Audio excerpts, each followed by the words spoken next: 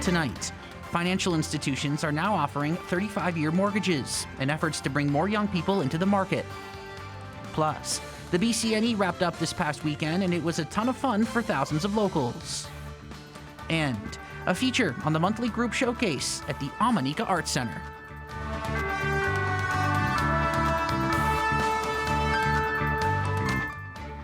Good evening, folks. I'm Eddie Huban, and welcome to CKPG News. We begin tonight with financial news with regards to a housing market that many young adults are struggling to break into. Some major changes have come to who can get a mortgage and for how long. It's a bid to get people, particularly first-time homebuyers, into home ownership. But there are some catches. Cheryl Jan reports on changes to how you can get a mortgage. Some changes have come to play in the world of home ownership. So I think the biggest change that people are talking about is the ability for first-time homebuyers to request a 30-year amortization, where it's typically a 25 if you have less than 20% down. Christine Buman says the changes may look good on paper and they may provide a little inspiration for first-time buyers, but is it really all it's made out to be? Not really. For us in Prince George, and even I would say across BC, my experience has been that many first-time homebuyers aren't actually buying new construction. And because this program only applies to new construction, I don't think it's going to have as significant of an impact as there's the perception there could be, I suppose. She says the concept would be great under different circumstances. So in my opinion, the first-time homebuyer 30-year amortization was actually a really amazing solution had the government opened it up to all property purchases. The other new trend is that some lenders are issuing 35-year loans, but the financial implications are not great with longer mortgages. But then if you look at the numbers, you're actually paying substantially more in interest in the long run. So if it is feasible, you want to keep your amortization down, but if that's going to help you to get into a home, having the longer amortization period does really help a lot of buyers. In fact, the interest paid on an average home would be 60% higher with a 35-year amortization than a 25-year amortization. Lots of first-time buyers are looking for homes that already have a secondary suite or one with the possibility to put it in. So that means an outside basement entry. They have plumbing set up in the basement that can easily be punched through to put in a bathroom, a kitchen, anything like that. So having that potential for the extra income, if it's not already there, is a bonus. So historically, most lenders would use 50% of any suite income to qualify. Now we have some lenders who will actually use 100% of that suite income, and others who will actually even go a step further, and you don't have to factor in things like property taxes or heat into the overall cost. So we're talking, it could be the difference between like $380 as a purchase price or $450 as a purchase price. Buman says it is not modestly easier to qualify for a mortgage under those circumstances, but significantly improved. Cheryl Jan, CKPG News. Prince George Fire Rescue doused a structure fire on the 700 block of Ewart Street on Saturday morning. The city says firefighters arrived on scene at approximately 9:30 a.m. to find thick black smoke coming from the windows of a middle unit in a 4-unit complex. Fire crews kept the damage to the property to a single unit. The estimated cost of damage to the residents is $100,000, says the city, and the cause is believed to have been the ignition of cooking oil on a stove. The BC Wildfire Service says southern parts of the province are continuing to benefit from rain and cooler weather. The conditions are a reprieve for southeastern BC, which has been a hotspot for fires this year. But the Wildfire Service says there's a drying trend in the north, and unfavorable winds may increase fire behavior, particularly in the northwest. There are 370 wildfires active across BC, with about 34% classified as burning out of control. In other news, Northern Development Initiative Trust has awarded HubSpace some funds to find 2 qualified people in the Peace and North Coast to provide boosts on the ground for 4 programs they offer. Those are the Venture Accelerator Program, the Accelerator IP Program, the Plastic Action Fund, and the Build Your Own Future Program. The programs are geared to a range of business people. Everywhere in between, really. You know, the accelerator program, we do work with a lot of startups who are getting going, but we've also worked with a number of businesses who are in the middle and later stages of their businesses, and they're doing something new, innovative, based around technology to grow and expand. The easiest way to get involved with us is to give us a call at, our number is on our website, hubspace.ca. There's a little bit more information there. Most of these programs are ongoing. The Plastic Action Fund will wrap up this December, but otherwise the rest of these programs are ongoing for at least a year to 2 years. City Council convenes tonight. Adam Burles joins us now to discuss. So Adam, what's top of the agenda for City Council in tonight's meeting?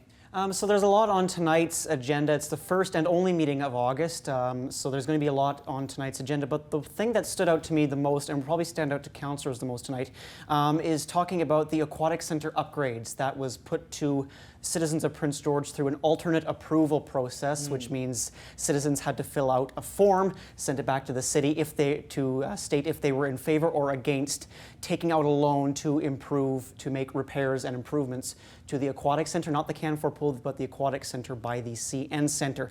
That's the main thing that's standing out tonight, because if all of the recommendations for the Aquatic Centre get approved, the loan that would need to be taken out is $22,150,000, a lot of money, and that would increase, be a tax levy increase of 1.34%. So a lot of money being discussed tonight, and it could have impacts on taxpayers should it go forward. Now, could you maybe just explain a little bit further what exactly that alternative approval process is for the Aquatic Centre? It's a little bit confusing. Right, so it's not like a referendum where you go to a ballot box and you fill out a yes or no question.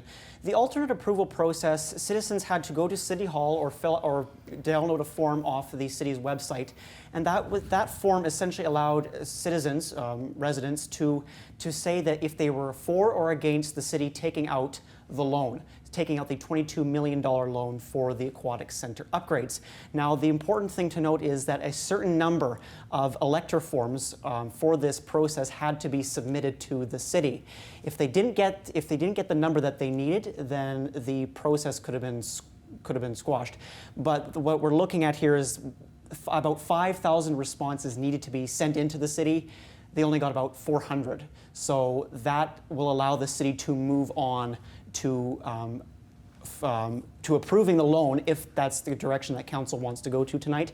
I know there are some council's not united on this issue, to put it bluntly. It's a divided council whether it comes to taking out this loan, because it would mean a tax levy increase of, like I said, almost 1.5%. Interesting. So council's a little bit split on this decision. Council is split on it just because of the fact that it is a lot of money and an increase for taxpayers for sure. We will see how they vote tonight. One more thing I wanted to get to. There's a couple of interesting letters to council that they'll be discussing on the agenda. Do you want to talk about those? Yeah, so these are the letters that may not get discussed too often at council, the correspondence letters that are written to the city by citizens, by groups.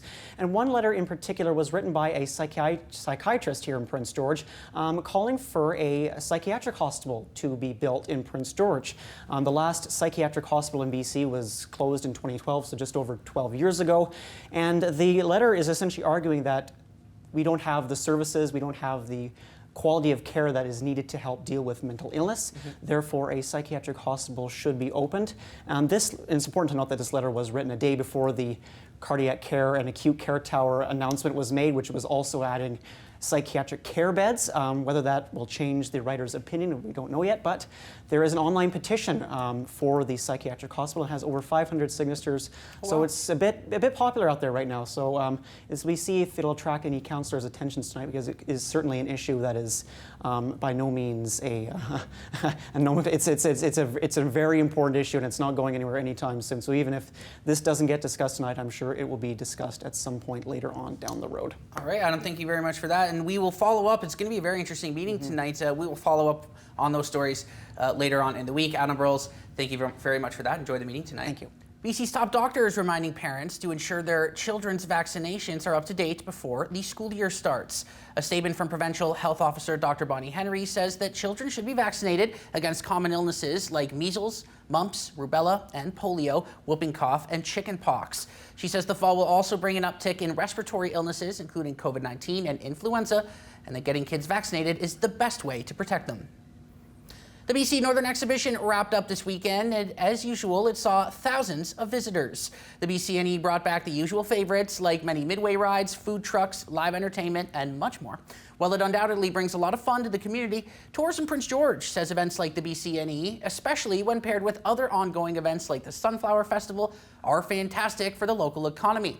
Beyond the event itself bringing lots of business, having people stay and use other services Prince George has to offer, like say back to school shopping, for example, means the entire business community can benefit thanks to the BCNE. That's the great thing about a lot of these events in Prince George is Prince George being the type of community that it is. A service center is people are coming here for those services.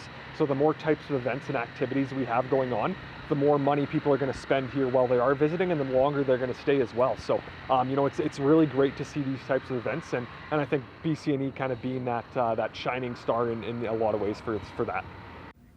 A new group of artistes has emerged in Prince George, calling themselves the Rathrat Art Collective. This group aims to connect artists in Prince George and further opportunities to showcase emerging talent. Tommy Osborne visited the founders of the collective during Omineca's monthly group showcase and brings us more on what Rathrat is all about. The Omineca Arts Center is holding its monthly group art exhibition, and a part of this month's exhibit are the founders of a new art group calling themselves the Rathrat Art Collective. We welcome all people of all different art levels, so we just hope to, advertise different artists here, amplify their voice, and amplify their work. Prince George is very much a trades town, and not that there's anything wrong with that, but I think artists don't really realize how many of us there are. While the group is only 10 months old, Rathrat has been hard at work getting its name out there and showcasing its artists' work, and it has already seen a pretty strong community response. We have had quite a few people join us just almost off the streets in a way. One of the main ways we've recruited people is just people noticing the paint on my hands. I'm like, oh, are you an artist as well? And then they agree, and I show them our Facebook and get them in touch with us. They're always super receptive and just like, wow, this is really cool. I've been wanting a community like this and some people to bounce my ideas off of. Joining the Rathrat Art Collective is as simple as reaching out on its Facebook page, where you can either join as an active artist taking part in exhibits and workshops, or even just as someone who wants to be a part of an art community and hang out. Art is word of mouth. Art is connections. It's connecting with people through art. It's connecting with words, with everything like that. It's just connection. And to make that into a physical form allows people to enter the world of art that they didn't think that they were able to in the first place, because it opens up that avenue for them. As for the gallery at Omineca, Rathrat is a part of a larger exhibit called Utopia in Our Dystopia, where the artists conveyed both a utopia and dystopia so the audience can get a look at both interpretations. I hope that it starts conversation, and I hope that it really makes people think. That's what we wanted with the dystopian end of it and the utopia.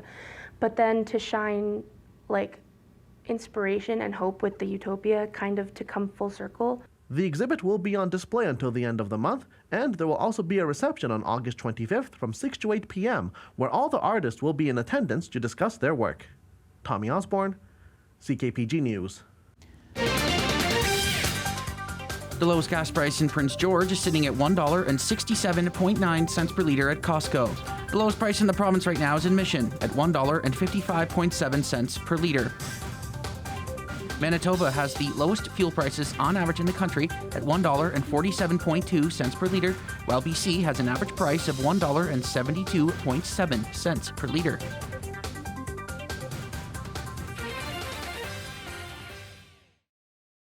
CKPG Sports is delivered by Domino's. Join the Domino's Lunch Club with 25% off all regular price pizzas every day. Visit domino's.ca to join the club. Let's just say it wasn't a banner weekend for the Prince George Kodiaks, on the road facing the very tough, undefeated Okanagan Sun. And as you can see, not much went right for the Prince George Kodiaks in this one. The Sun got everything they wanted en route to a 70-0 victory. That's the worst loss in Kodiaks franchise history. Elion Noah torched Prince George on the ground, lighting it up for 216 yards and 4 total touchdowns. Sun QB Merrick Philippek had 3 touchdowns of his own through the air. As for Prince George, their offense, which has been decent at times this year, only managed 40 passing yards in the entire game. Now, I'm no mathematician, but according to my calculations, that's not very good. The Kodiaks fall to 1-4 on the season. The TSX is up 62 points to close at 23,116. The Dow Jones is up 237 points to close at 40,897. And Canfor went up 34 cents to close at $14.99. Good evening, everybody. First day of the work week is complete, but it looks like it'll be a bit of a wet week for us here in the Prince George area. As you look at the satellite imagery and what we saw through today and looking into tomorrow as well, it's going to be a lot of clouds coming through. We expect a little bit of more precipitation into Tuesday evening, and then eventually into Wednesday is where we'll see the bulk of the rain this week. As you see the future cast, some of this system kind of forming off the coast, it will begin to push over. There it comes. And that's where we'll see that rain on Wednesday here in the region. We should get a better day Thursday, and then another system we're keeping an eye on for the later half of the weekend ahead. So some highs for tomorrow, 19 with some chance of rain for us here in Prince George, Valemont at 20, Terrace 17 in rain, Fort St. John 23, down in the interior, Kamloops and Kelowna at 27 and 26 respectively, and down at the coast 18 in Victoria. Here in the broadcast region, 19 for us here in Prince George, Vanderhoof 19, 20 degrees in Burns Lake, Fort St. James and Mackenzie, and then Quesnel and McBride 21 and 22 for them. So quickly taking you across the country, highs for tomorrow, Regina 31, Winnipeg 29 as it's a beautiful day. Gearing up in the prairies, Toronto at 20 as they'll officially come out of that storm that's been battering them all weekend long. Halifax at 23 and up in Yellowknife, 21 degrees for them. So looking ahead late week, this is where there's a bit of a cooling trend coming in, and then we are looking at possibly some more rain for us here in the region on Saturday, potentially Sunday. Again, with that being, 6-7 days out, we'll have to wait and see how that materializes here in the exact area. So your extended forecast for Burns Lake, 8 degrees is where we'll be tonight. And then you'll see this rain come through, 20 degrees in rain for tomorrow, 17 for Wednesday. Thursday, Friday, you do see the sun poke back out. That will be nice. And then that system Saturday, Sunday returning to the area. Mackenzie, 10 degrees tonight, 20 tomorrow with that 45% chance of precipitation. On Wednesday, 18 degrees, 65% chance. Thursday, it's the best day really across the entire broadcast region. It'll be the day you want to get out and get active if you have something planned. And then again, as you look to Sunday, 74% chance, there's where that rain may return. McBride, 3 degrees, it will be chilly overnight tonight before warming back up to 22 degrees tomorrow with a 60% chance of rain, 20 degrees on Wednesday as well. Thursday, Friday, the sun starts peaking back out, and then on Saturday, occasional rain, 91% as that system will hit on the weekend. In Quesnel, 9 degrees tonight, 21 tomorrow. Rain starting to hit them possibly Tuesday night into Wednesday as the cloudy with showers comes through with 19 degrees. Thursday, again, the best day of the week, 23 degrees your high.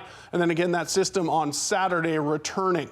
And here in the Prince George area, 10 degrees is where we'll be tonight, 19 tomorrow.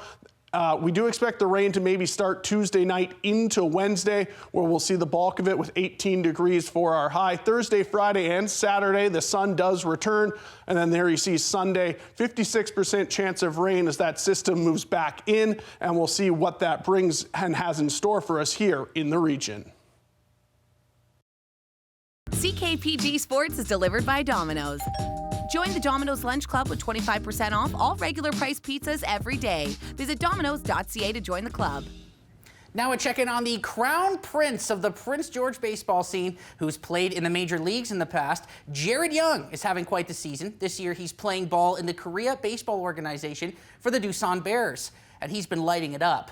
Since joining the team, Young has impressive numbers in the KBO. As you can see here, we're going to show you, he's sporting a .397 batting average with 6 home runs and 20 RBIs. There it is on your screen now. In just 16 games so far, he was a midseason signing for the club. Young also won the league's International Player of the Week honors earlier this month. His Doosan Tigers are currently 61 and 56, but they are rising up the standings ever since Jared Young came aboard. Week 2 of the NFL preseason saw many starters hit the field while also continuing to showcase some of the most anticipated rookies of the upcoming season. And tonight's CKP3 highlights the best of the weekend action in the NFL. Starting off with Mahomes magic. Mahomes keeps it, goes behind the back. Kelsey's got it for the first down. How do you like that? What can't Mahomes do? Having already cemented himself as the best quarterback of his era, Mahomes somehow continues to impress and showcase some never-before-seen moves. The best, or worst part of your defense, is knowing that this could actually happen in a regular season game too, so it's yet another thing you have to be ready for. Next up, the Bears rookie duo. He's looking downfield, nothing there. Spins away, throws on the move. It is caught! Roma Dunze connects with his fellow rookie. Caleb Williams connects with Roma Dunze on this dime of a throw, showcasing not just Williams' mobility and strong arm, but also Odunze's ability to make those contested grabs. The very next play, Williams scrambles in for a touchdown, and he is looking every bit like the franchise quarterback the Bears were hoping for. Finally, Malik Neighbors. Jones down the sideline. Neighbors, a leaping grab and a tiptoe to get his feet in. That's a first down. It was a day to forget for the Giants, but don't blame Malik Neighbors for that. He showcased why there's been so much buzz about him with this unreal toe tapper of a catch, and in just a half of action, consistently showed he can get open, while also make those tough grabs when needed, in tonight's CKP3.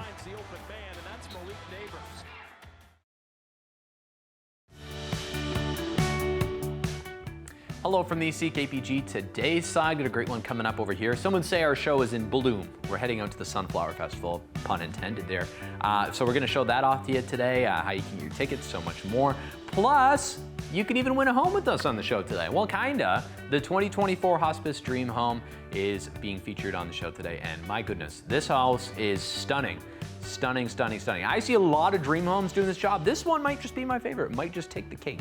Over to you on the other side. What makes a good dream home or home to you? What features are you going to be looking for?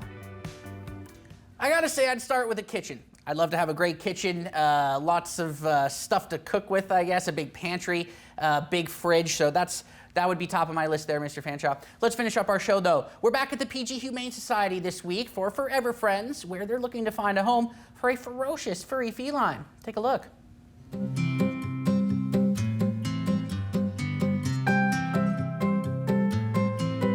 The PG Humane Society has 20 kittens available for adoption, with this black and white cat looking for her forever family. This is Guava. She is a 9-week-old female. She's, not spayed yet, but she's a domestic short-hair black and white kitty, and she's available for adoption, and we have about 20 kittens in the shelter today. Guava just has to grow up a little bit more before getting spayed. We booked that appointment ahead of time for you, so they're still available for adoption. We just booked that appointment for you. It's important to spay and neuter your cats, not just to prevent an accidental litter, but to also prevent behavioral problems in your feline. Sometimes if they're not spayed or neutered, they can urinate outside of the litter box because they get uncomfortable or they're in heat or other reasons they can get infections as well. And if you're looking for a great excuse to come and check out the kittens, consider attending the PG Humane Society's open house on August 24th. August 24th here at the shelter, we have vendors coming and we have kind of an open house scenario. Welcome to everybody. And then we'll also have a garage sale for all of our unused items here that we have at the shelter. Sam Bennison, CKPG News.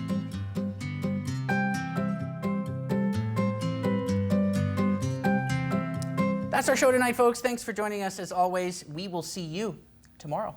Have a great night.